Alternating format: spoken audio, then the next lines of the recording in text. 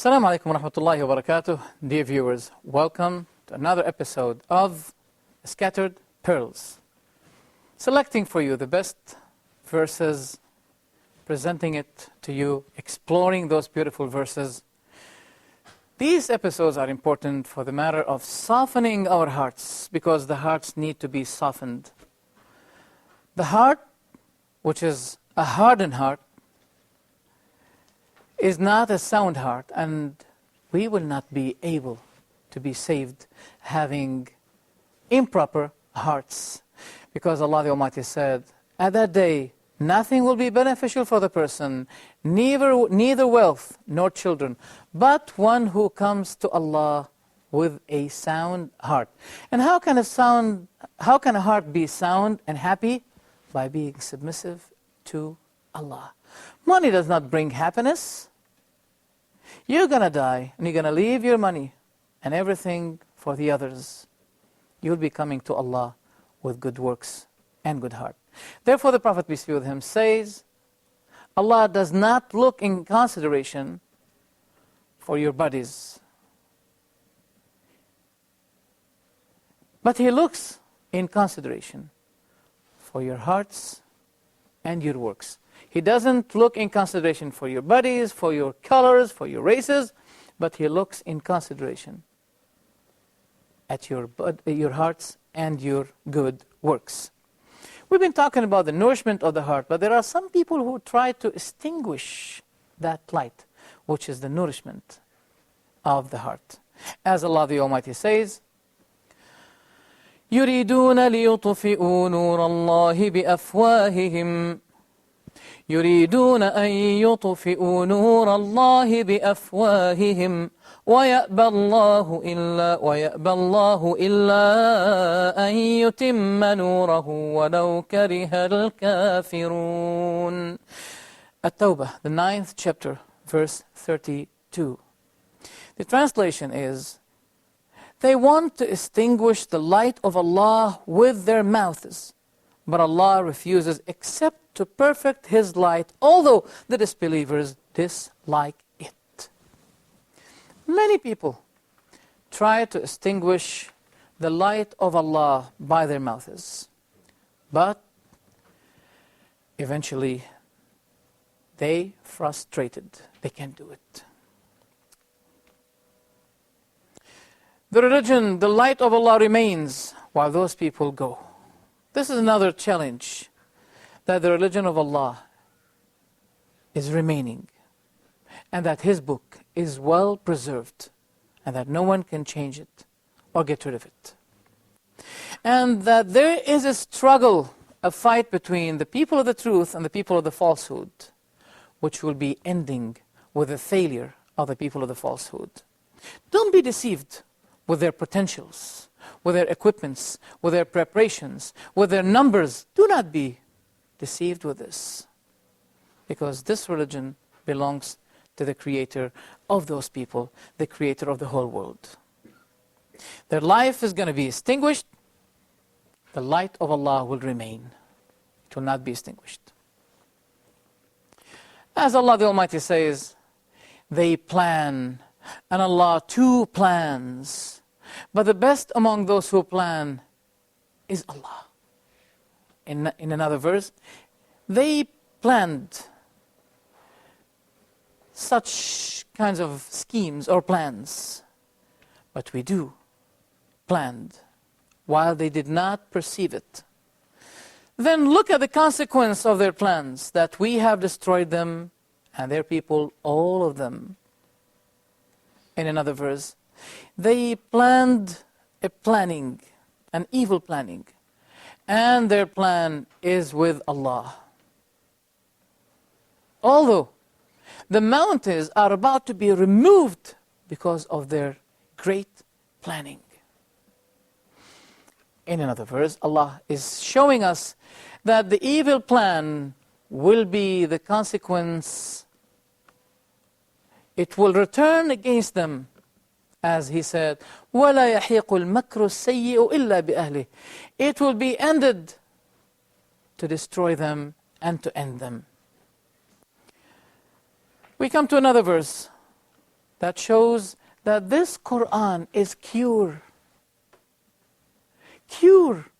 of what the breasts contain. Let us recite this beautiful verse of the Quran where Allah the Almighty says, يا أيها الناس قد جاءتكم موعظة من ربكم وشفاء لما في الصدور وهدى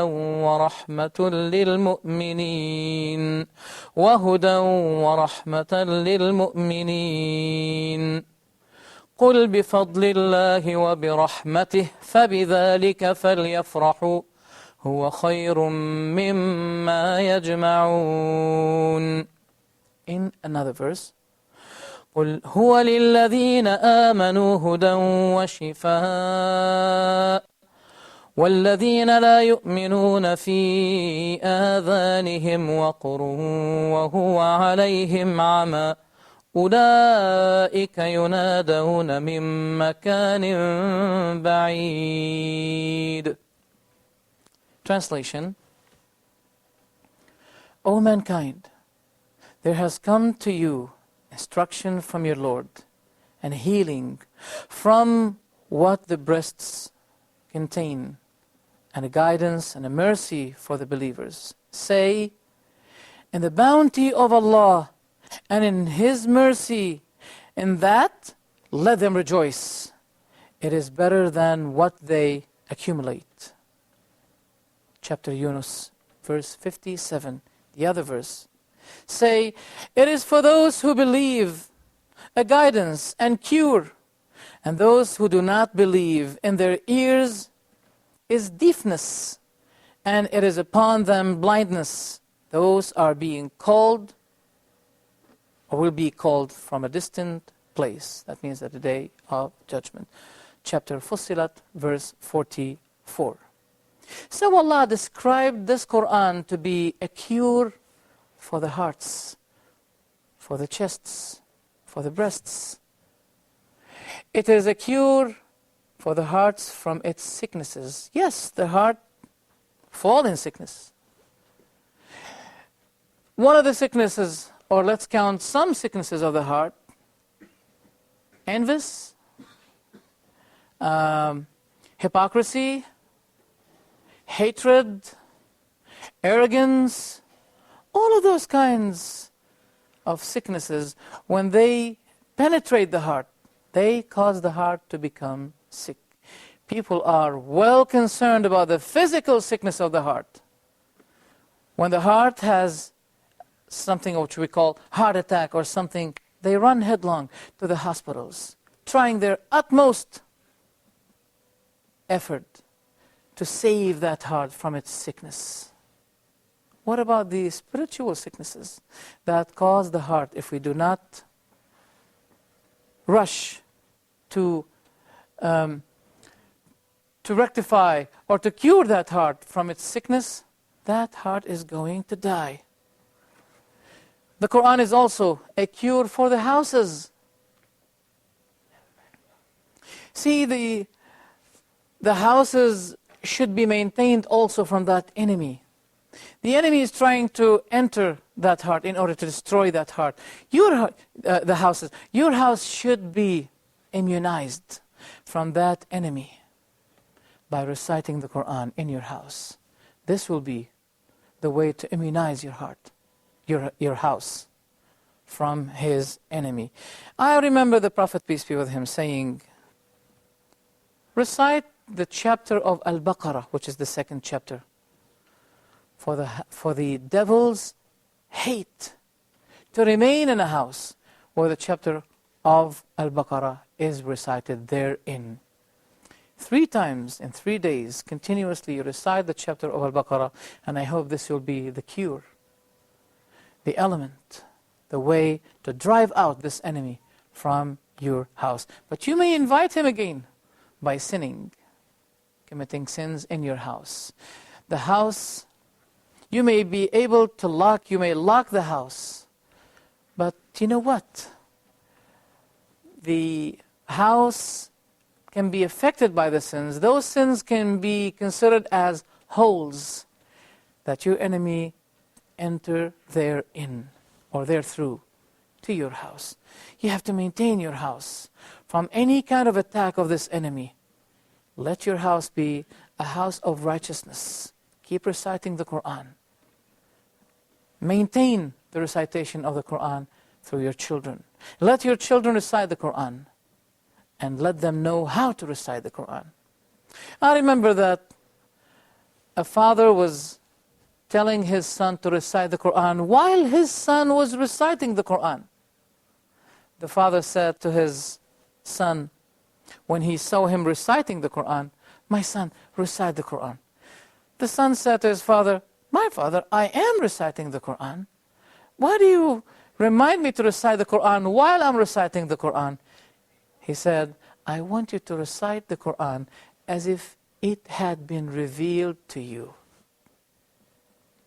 That means with contemplation, with reflecting, with thinking about the greatness of the Quran. And don't forget, when you recite the Quran, that Allah is hearing you. And if you have a beautiful voice, and thank God that He granted me a beautiful voice in which I ask Allah to enable me to recite it always and always. The closest one to be hearing you beautiful recitation, number one, is Allah. Is Allah. One of the companions of the Prophet, peace be with him, was reciting the book of Allah at night, and suddenly he heard some noise. He looked up and he saw some lights. He came to the Prophet and said, "O Prophet of Allah, I heard some noises at night while I was reciting the Quran. I looked up at the sky and I saw a certain type of light, big light." The Prophet told him that this was the angels. They were listening to the recitation of this beautiful recitation of this companion of Allah. Be with us, and we are going to recite to you some verses which will tell you that a time when the Prophet was reciting the Quran, the jinn kind of people gathered themselves and they said, "Listen to his recitation," and we will tell you what they said after that. Be with us. Thank you very much. Assalamu alaikum wa rahmatullah.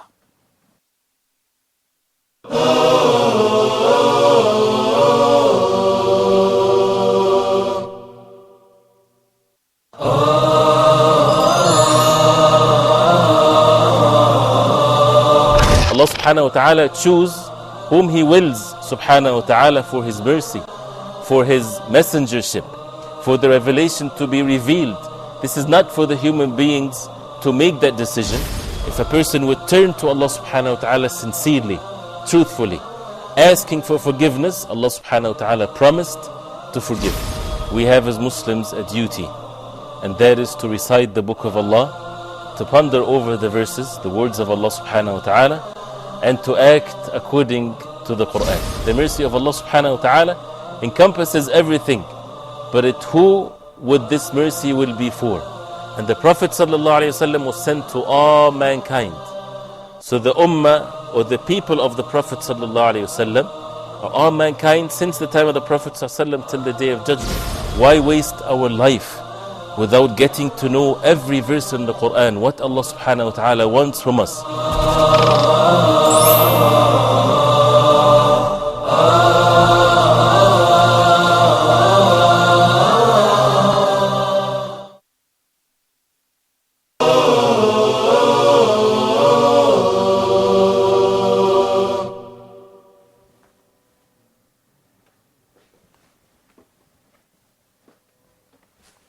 Assalamu alaikum wa rahmatullahi wa barakatuh. Welcome back, dear viewers, in our episode, The Scattered Perals. We mentioned to you that some jinn listened to the recitation of the Prophet and they believed in him. In fact, there are some verses about that in a chapter called Fussilat, verses from 29 until 34. We're going to recite it to you, or recite them to you, and then we translate them. Allah the Almighty says, وإذ صرفنا إليك نفرا من الجن يستمعون القرآن فلما حضروه قالوا أنصتوا فلما قضي ولوا إلى قومهم منذرين قالوا يا قومنا إنا سمعنا كتابا أنزل من بعد موسى مصدقا لما بين يديه يهدي إلى الحق وإلى طريق مستقيم يا قومنا أجيبوا داعي الله وآمنوا به يغفر لكم من ذنوبكم ويجركم من عذاب أليم ومن لا يجب داعي الله فليس بمعجز في الأرض وليس له من دونه أولياء أولئك في ضلال مبين أولم يروا أن الله الذي خلق السماوات والأرض ولم يعي بخلقهن بقادر على أن يحيي الموتى بلى إنه على كل شيء قدير ويوم يعرض الذين كفروا على النار أليس هذا بالحق قالوا بلى وربنا قال فذوقوا العذاب بما كنتم تكفرون. Translation is, and mention when we directed to you a few of the jinn listening to the Quran. When they attended it, they said, listen quietly. And when it was concluded, they went back to their people as warners. They said, O our people, indeed we have heard a recited book revealed after Moses confirming what was before it, which guides to the truth and to a straight path. O our people, respond to the caller of Allah and believe in Him. He will then forgive you your sins and protect you from a painful punishment. But as for he who does not respond to the caller of Allah will not cause failure to him upon the earth, and he will not have besides him any protectors. Those are in manifest error. Do they not see that Allah who created the heavens and the earth and did not fail in their creation, is able to give life to the dead? Yes, indeed, He is over all things competent. And the day those who disbelieve are exposed to the fire, it will be said to them, is this not the truth? They'll say, yes, by our Lord. He'll say, then taste the punishment because you used to disbelieve. We're used to believe that the jinn are very dangerous creatures. They can see us, but we do not see them.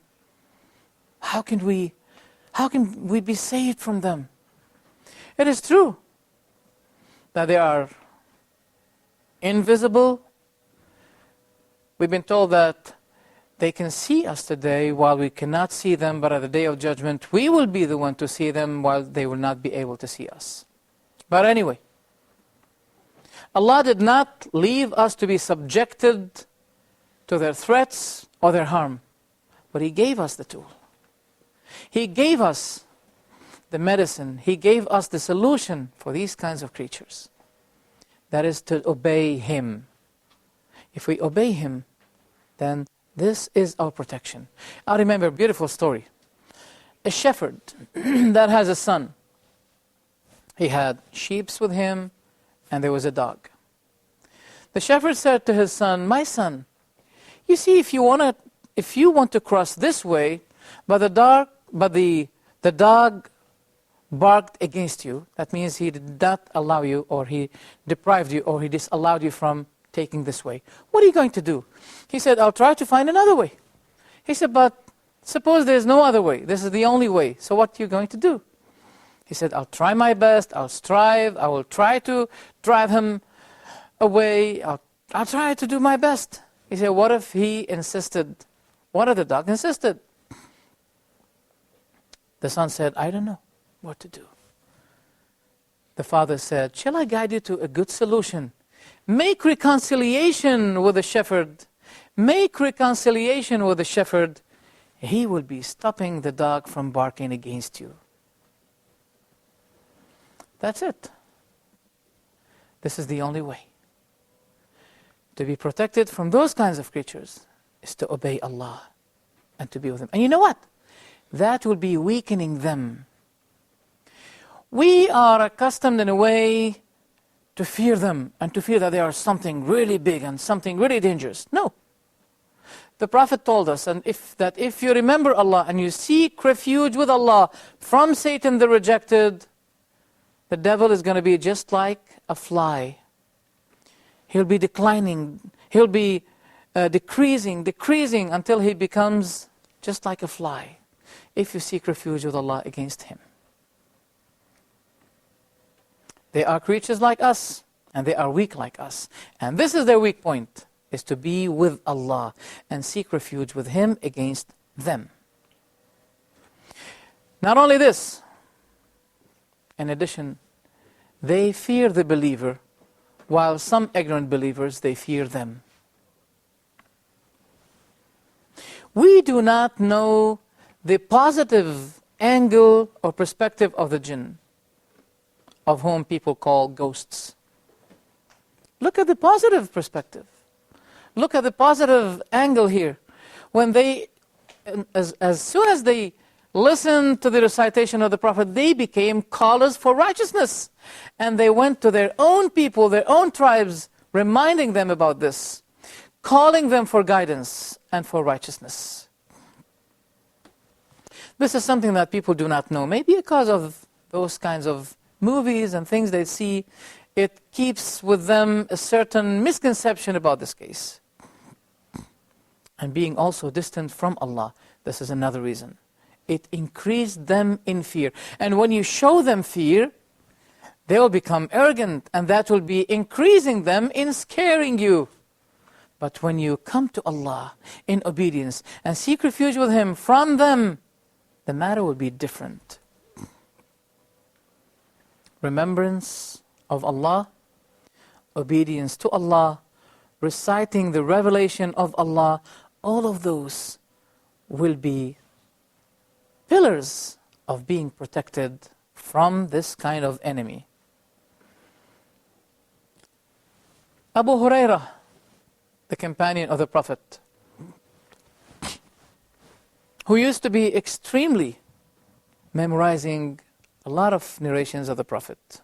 Once he was in charge of certain food was kept for the poor people. The Prophet put him in charge of this and trusted him. And Abu Hurairah went to this place, and he found a person trying to steal something from that food. He said, wait, I'll take you to the Prophet. You're stealing. The man said, I have family, and I'm really a poor person. Please, don't take me to the Prophet. Abu Hurairah said to him, well, in a condition that you do not come here again. He said, yes. Abu Hurairah went to the Prophet, peace be with him, and the Prophet was the one who said to him, Abu Hurairah, what have you done to your captive? He said, he told me that he has family and he's poor, and I left him. He said, he's going to return to you again. Then Abu Hurairah went again to that place, and he found the same person, and he said, well, that's the second time for you that you do that. Now I'm going to take you to the Prophet. He said, please do not do that. I'm poor and I have family, etc., etc. Then he left him. Then he went back to the Prophet, and the Prophet told him the same thing. Abu Hurairah, what have you done with your captive? Abu Hurairah said, he told me that he has a family and he's poor. He said, he lied to you and he's going to come back again. At the third time, Abu Hurairah found him, and he said, this time, no way. I'm going to take you to the Prophet. He said, well, I'm going to teach you something. Do you promise me if I teach you something really beneficial, that you leave me? Abu Huraira said, yes. He said, whenever you go to your bed, recite Ayatul Kursi. This is a very beautiful verse. And in a matter of fact, we told you at the beginning of those episodes that Ayatul Kursi is the best verse in the Quran. What does it begin with? Allah. La ilaha illahu. Allah, there is no God but He. لا تأخذه سنة ولا نوم. There is no fatigueness, no sleep can take Him. له ما في السماوات وما في الأرض. To Him belongs the dominion of the heavens and the earth. من ذا الذي يشفع عنده إلا بإذنه. Who is He that dares to intercede except by His permission? يعلم ما بين أيديهم وما خلفهم. He knows what is before them and what is behind them. ولا يحيطون بشيء من علمه إلا بما شاء. And they do not comprehend or able to know of His knowledge except by that which He will. It's a beautiful verse. He taught him this. Then Abu Huraira went to the Prophet. The Prophet said, what have you done to your captive? He said, he taught me something. He said, it's very beneficial. And that if I do it, if I recite this verse when I go to my bed, no devil will come to me. And they will be a protector that is sent from Allah for me. As long as I recite this verse, the Prophet said, he is a liar, but this time he told you the truth. That means the verse Al-Kursi is your protector. So we have a protector from those kinds of enemies if we are obedient to Allah and we maintain those remembrances. That's why there are some scholars that brought those remembrances in a book and they called it the fortress of the believer, the fortress of the Muslim, because this is our only fortress against those kinds of creatures. Thank you very much for being with us on this episode. Be with us on another episode of The Scattered Perals. Thank you very much. Wassalamu alaikum wa rahmatullahi wa barakatuh.